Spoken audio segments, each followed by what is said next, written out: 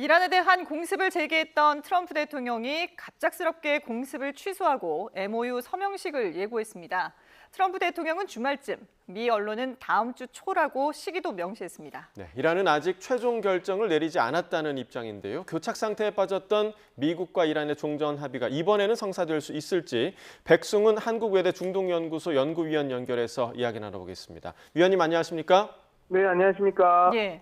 자, 트럼프 대통령이 종전 서명식을 갑자기 예고를 했습니다. 그런데 그동안에 워낙에 합의가 임박했다, 앞두고 있다 이런 얘기들을 여러 번 해서 과연 이번에는 믿을 수 있을지 상당히 궁금한데요. 어떻게 보세요? 네, 이번에는 단순한 허풍만은 아니라고 보여집니다.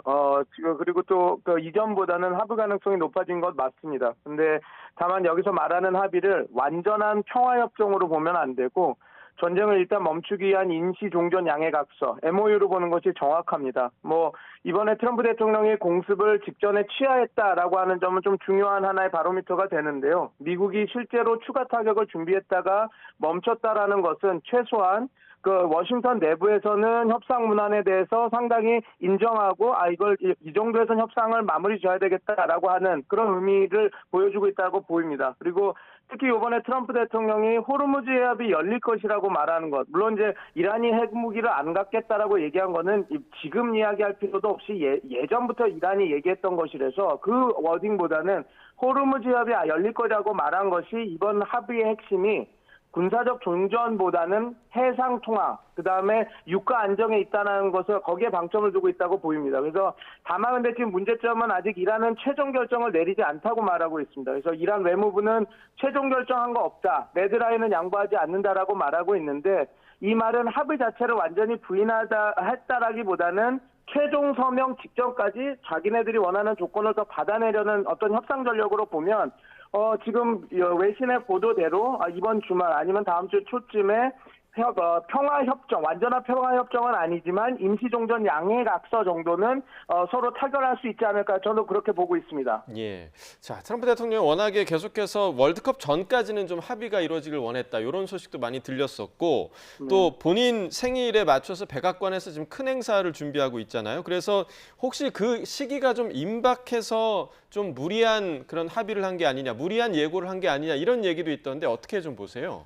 그런 시각도 충분히 가능하죠. 왜냐하면 트럼프 대통령은 외교를 굉장히 이벤트화하는 정치인입니다. 그래서 월드컵 개막 이미 했죠. 본인의 80세 생일, 백악관 UFC 250주년 그런 행사들 다 해서 그리고 중간 선거 이제 좀 남아있긴 하지만 그 일정까지 고려하면 이번 종전 발표를 자신에게 유리한 정치적 쇼케이스로 만들고 싶어하는 유인은 분명히 있습니다. 그리고 지금 특히 미국 내에서 유가와 휘발유 가격, 소비자 물가 문제가 지금 매우 민감하거든요. 그래서 이란전이 길어지면서 호르무즈 리스크가 커지고 국제 유가가 내려올 듯 하지만 다시 오르고 그다음에 소비자 물가가 올라가고 있어서 트럼프 대통령 입장에서는 내가 전쟁을 끝내고 호르무즈 해협을 열어서 유가를 안정시켰다라고 하는 메시지를 만들고 싶어합니다. 근데 지금 우리가 이걸 단순한 이벤트성 발표로만 보기는 어려운 이유가 아까 모두에 말씀드렸지만 공습 취소까지 한 것은 실제 군사 결정을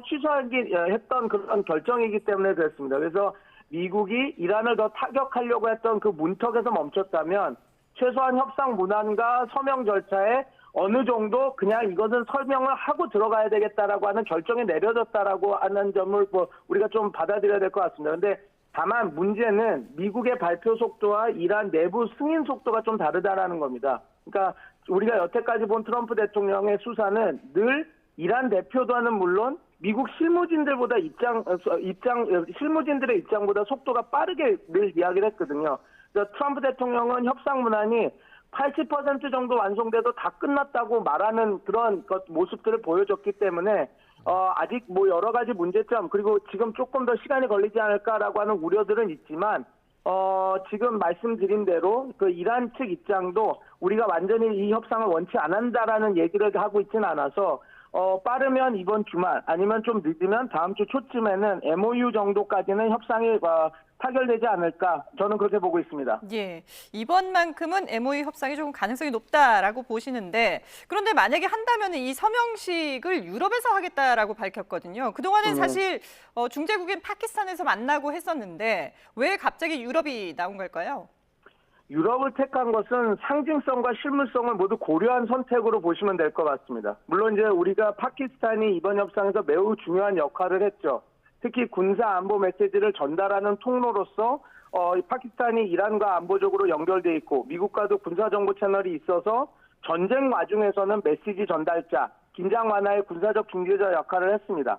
근데 지금 서명식 그리고 MOU가 이게 완전히 종전을 하는 것이 아니라 종전을 위한 협상을 들어가는 그것을 위한 서명식이기 때문에 조금 이제 다른 거거든요. 왜냐하면 이 서명식은 이 종전을 하는 것이 아니라 종전 협상을 이어가겠다라고 하는 서명이기 때문에 국제사회에 이 합의가 공식적이고 관리 가능한 문서로서 우리가 60일 정도 협상을 계속 진행할 것이다라고 하는 인상을 줘야 됩니다. 그래서 특히 유럽, 그러니까 제네바나 빈같이 핵협상, 군축협상, 국제기구, 특히 IAEA가 연결된 상징성 있는 공간에서 해야지 이 이란 핵 문제가 이제 이 협상이 진행되면 진행될수록 가장 큰 문제가 될 건데 이거를 후속 협상에서 다루려면 유럽이 더 적절한 무대가 되는 것이기 때문에 그렇습니다. 그리고 하나는 체면 문제인데 파키스탄에게서 서명하면 중재국의 색채, 중재국의 지분이 더 높아질 수밖에 없습니다. 반면 유럽에서 서명을 하면 미국과 이란 모두 국제적이고 중립적인 공간에서 우리가 이렇게 합의를 했다 설명할 수 있고 트럼프 대통령 입장에서 유럽에서 서명을 하는 것이 더 큰 외교 이벤트가 됩니다.